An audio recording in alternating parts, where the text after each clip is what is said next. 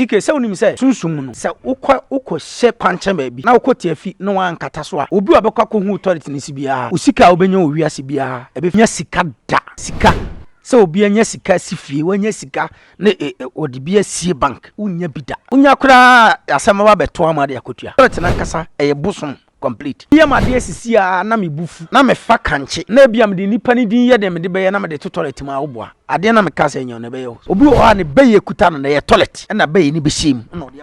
obi de beje o girl sisia obi beje o boy sisia forget kesie pa ako nsa aboa na okasa ye protective love odifuo mi kuta Bodua eti wo fu be di matem no me ba na me nso abedi matem a me fa din makɔhye dem me Bodua saa me kɔtɔrete so a me Bodua me consumer me Bodua wo mo yɛ saa di nyina me bo mu dua kakra me nka na obɛyɛ me kura me sie na afira bɛbɔ me kɔte so awu ni dua no ɔno ni dua se kura na kan wo kɔte a enso de biom da forever awu se e ma na ɔne ɔbɛma nya problem a wo se na twese kan kotwa ne bɛma no fa mo ku akɔte ayi edua no menkyerɛ Hey! Aye! Hey!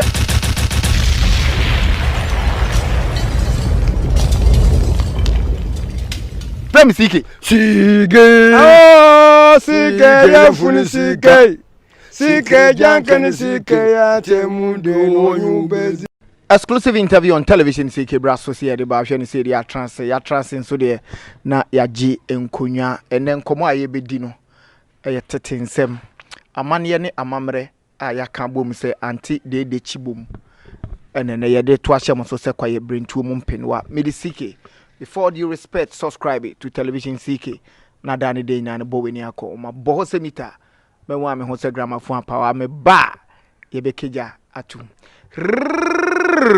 60 me ba enya asase ani asase amanso twenda ho ehu so pani kwapi akraman ni panyenim asase ne de amanso twibia nda ho na da ho no tetrete so himpom bi enim eno de bebi a wunya bi ato a ene Nasco Properties de nika ewo Nasco Properties wato asase na wiaje ho nkrata ne bibia no ope wo mo mbesi ama wa jai omo qualified construction team adan bia ope bia ombe kukurasi wonum kinkren Nasco Properties wo farmland asase yantama ya de yekua ewo Winneba ne Cape Coast Quantimpon so Simbrofo a eben Apam Junction Nasco Properties insase ne twehyiam biaye Kaswa Winneba Road Dominase near the new Agbogloshi Onion Market Kaswa Winneba Road Akrampa near Fete Kakraba Kaswa Bodua Road Papase near Richmond School Complex Pram Old Ningo near Ningo Secondary School Tema Akosombo Road Shai Hills Osudoku Frey 0240 221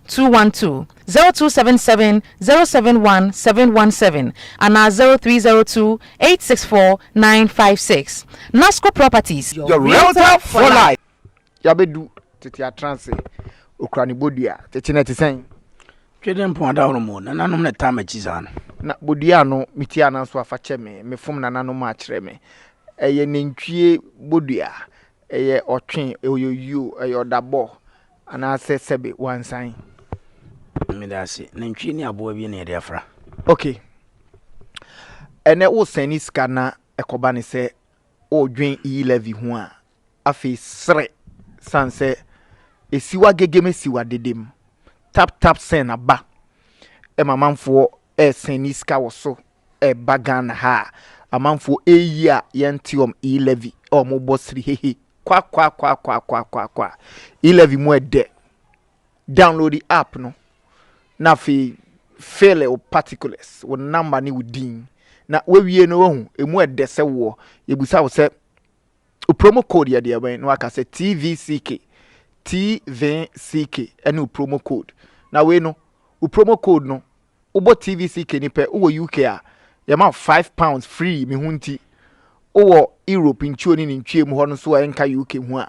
Germany, Spain, Italy, Netherlands, Belgium and the likes and also 5 euros. Or Canada and US abrochi memu so unya $10. Emu de se wo promo code no TVCK. We nya £5, €5 and $10 ami hunti but TV CK na ukokra. Afiti we tap send tete atraze tete na bi ka Bodua ne ho asem o se eye nentwie ne aboa bi Bodua insanity aboa ben Sibo atini baby ne dia fara Sami amete Sibo akonya so nti na se nye easy se ubenya Sibo Bodua minim se bia honhom mu Sibo dia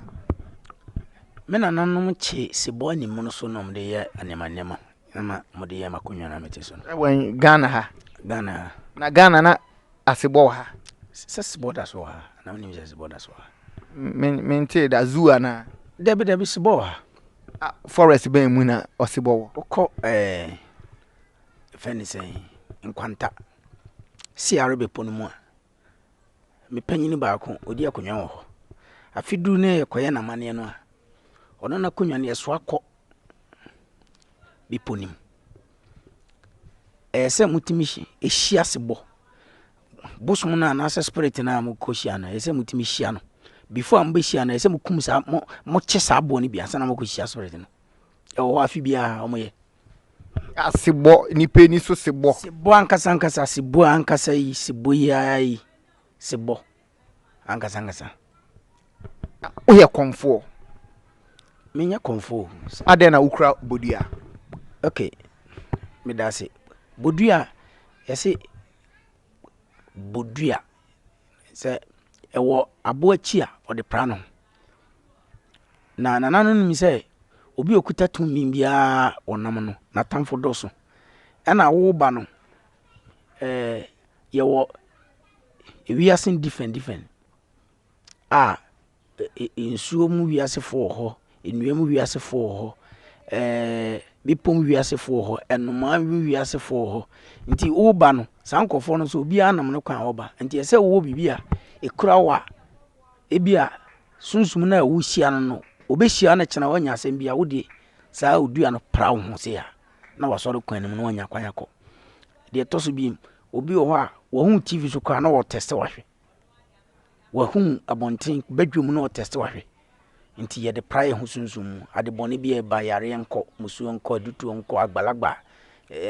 tukpe sokosare edubone a ese nipa de ma nipa enko nanim na wo pra na wo kanche sa na wonam na wo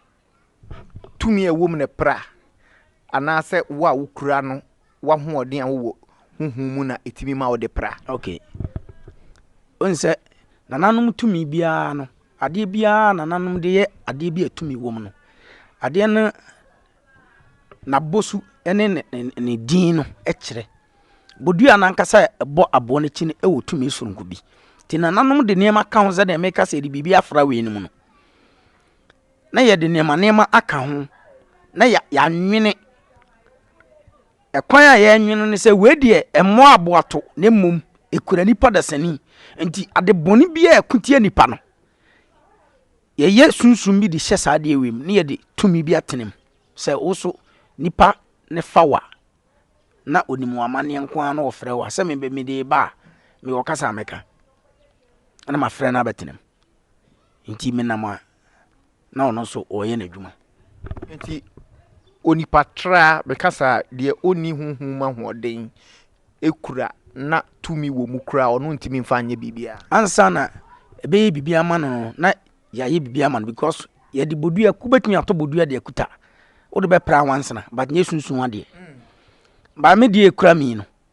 me di ho aduru me dware ho aduru ene ye ma me ni din so kan nti ese Bodua bia wodi e wodi se sunsum koro na wotim no ye be kyero se ye frɛ ni sei nti ekutawa wo bo ni din kyerɛ nse bia me kwa nti di manim ne enko no abetenu no no na de ekyerɛ ne se ujai Bodua yi to ho we na kwa akoye na konwa ana ne altar na eda ho a obi betimi akofa ebra no onim se eda ho na obi kofa na ewachi wade bi ewade bi a ompa akwati se eda ho a odi akone aba sunsum na otim no okọ na aba okọ na aba okọ na aba nti se bia wo kofa na ye initiative anase ye ma wo amane ene amamre ye ma na duru ni na so kofa na sunsum ni betenem na nya wo na ese kura vibration e woni mu ana tumi na wo no ebetumi aba wura mu obetumi anya stroke ana bibi betumi ayo sanity but say obi ye ho amane ne amamre mam na tumi ne betrim na wa ukura no unsu ni tumi na bibi boni bi ba otimi fa di yinkonya se before ni pane di kuta no obia obetete wo naduru obema obibi adi obema obibi adware na wa cho se we ye friend say ebi ade a eye ni depends on ade kode a eye se obi bodua kura no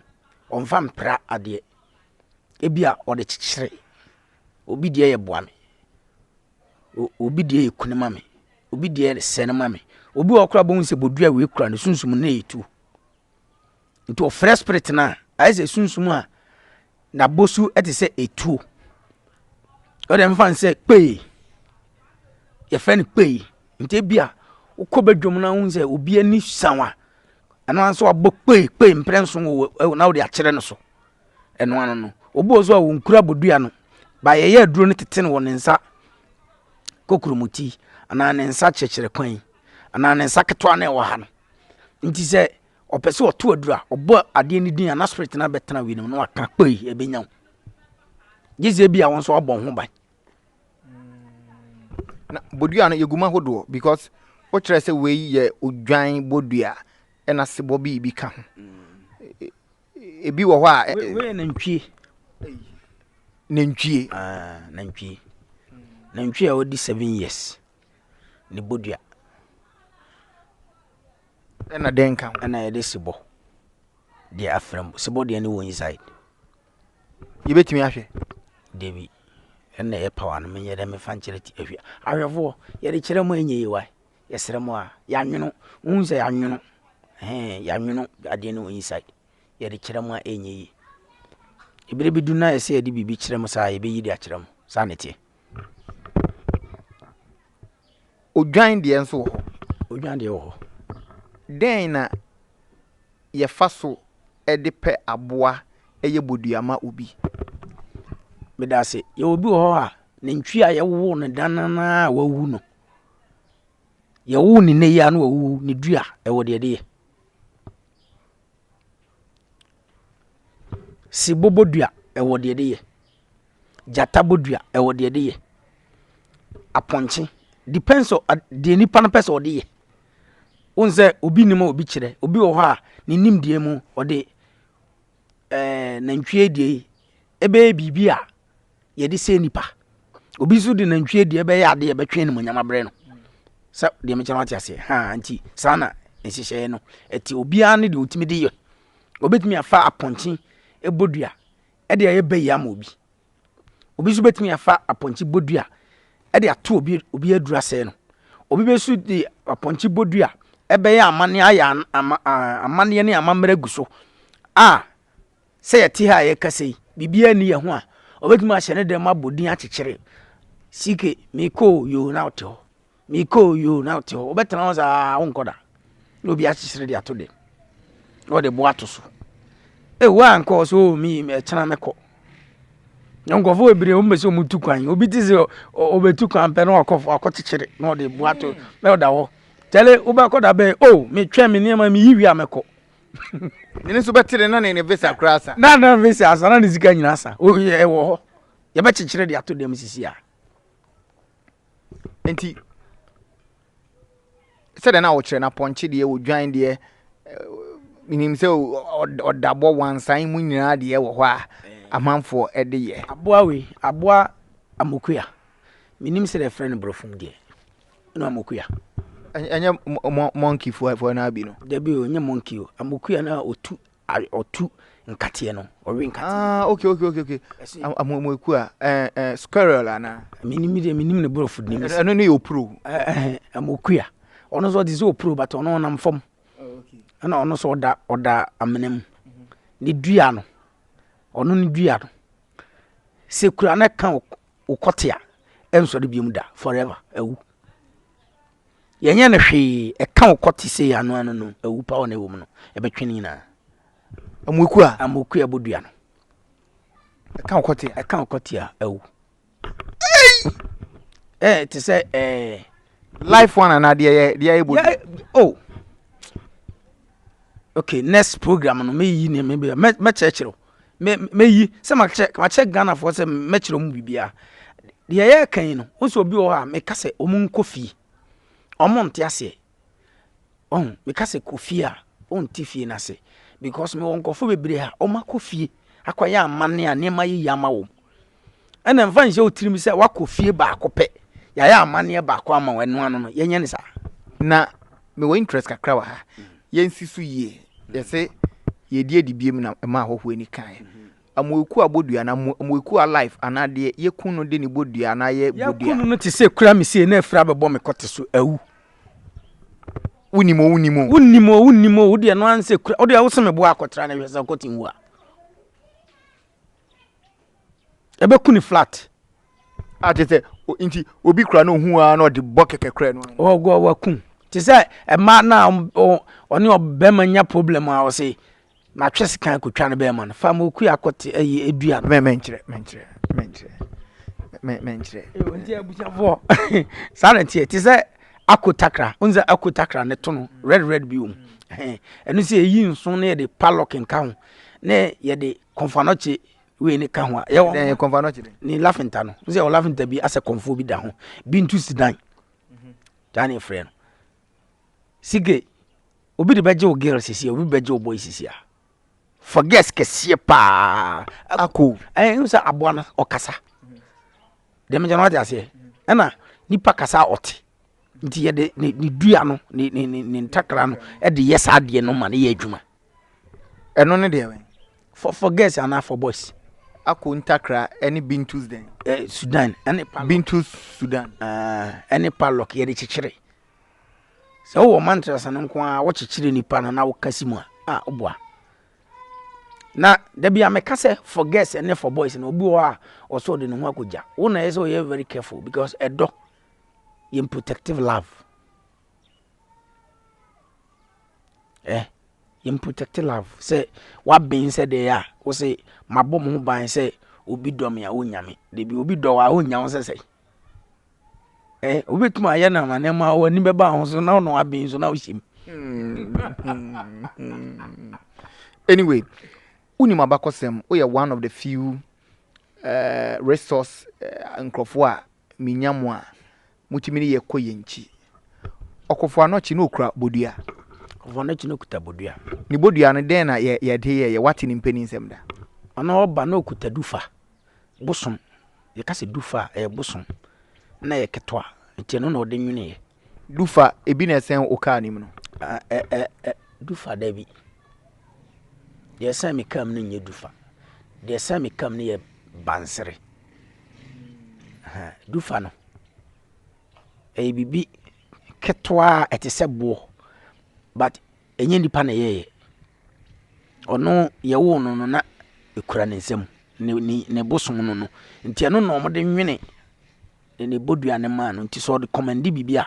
bosom na nkasa na ye sa miracle no na se bodua hodo bi ho nso a enioma bebre hihim ana me kan se bodua na se ye obenfu ne kura unze obi betime kuta de atwa picture but na bibia anhye da nim so what you say ana me ka che Ghana for say e ba mamra enjoki nko ho amande eni efi asem a enjoki nko ho say media menji hwini ukojoki ana yakwa afa hyase media meji awurade di me nko ho emfa sa life no nko obewu obeba fia biwu eni e friend kofi ko enjoki nko media me ka kire obi a woti ozo obi wo ha ose o konfo no oni hwe bosomfo no oni hwe omo wo hwe no uhu omo matomo ne ma na odem sawati ase nti odi me dia futu kakra bi ne be Ghana fo nti oma ka so twe a wana aboe mu kure ewu na ne bodua bibie nim twe a masa mo ma yendwe ho mo ma yenwe ye pizza mo ma yenwe ye burger aden ye bread omo kasa ne na sa asemo ya mekan sike ni sunsum semu no enim se mi kuta tumi na me de ye obibia sa wafom me na me de yewa enim se wo hyeda wan hyeda wo enimo enim se wo hyeda wan hyeda ebeba be yewo me na wayem sa no okay obi o ha utimi fro no okay kan ensam boni na odidi watam what I say se me maka se me maye video kura no me nka se behwe me nka se bram ho me nka se ti me kire ade a nananom ye eyampa a ewo ho a wo bre na wo nte ase a wo de ko wo fie na ko bi so abakwasem emfa wo ni se afie nim materis fo asofo nkwa na ewo ho any president fo asofo nkwa na ewo ho omo beto ade bi ofie ho e bi ane yakata so e bi ane yayi akofie fufurum e bi ane de akɔhye yakura ase se de be ya mo a mo ba no mo nyede mini problem ba se wa behwe me video me kire odifuo me kuta Bodua eti wo boafu wo be di matem no me ba na me nso abedi matem a me fa din no na makɔhye de me Bodua saa me kotorete so a me Bodua me consumer me Bodua me ko ye ade obuchiem wo mo ye saa de nyina me bo mu dua kakra me nka na obeye me sike wo life be say na unim de ehunu ni say obi ohun ade obekɔ ne nkyɛn ontimi hunu nyina ada adentia because ofum ye na ka ma achew ye nyi secret ni nyina ma o kan bibi se me kot ya ne so toilet so a me Bodua toilet so si e Bodua e kanipa toilet na power na e water toilet me very powerful me tell you super obi o kra na me ye na dwuma ma no o wabochi na ebia ma ya ade na ohun ano a me chichira ade na me kasa kire spirit na o toilet ni nti dem no wakɔ toilet so ahomache ana se okoye na okɔ toilet no na ade no eye no ho adwuma tubo amansan toilet so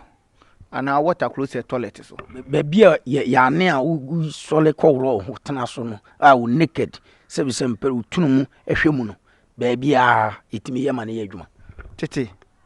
enne de wo kan se sebi o mpedifo manima ebi nso honhom wom sunsum wom pa e serious issue a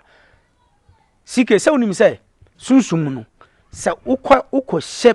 kwanche ba bi na ukɔ tiafi na wan kata so a obi wa bekɔ ko hu authority ni sibia usika obenya owi asibia ebe firi hunza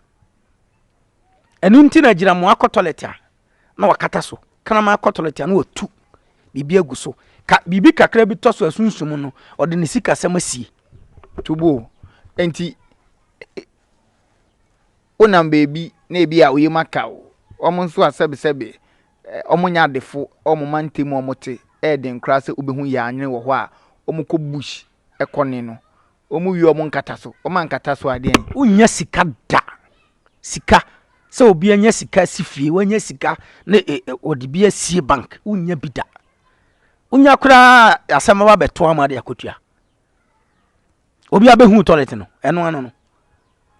okɔ toilet kra nsa o ma oba e flash ensa o ma o yire flash agise wo yare agise wo yare fo wakɔ toilet water closet mu kra nsa o ma obi be flash usika sem nyina da eye code kese pa sike toilet na nkasa eye bosom complete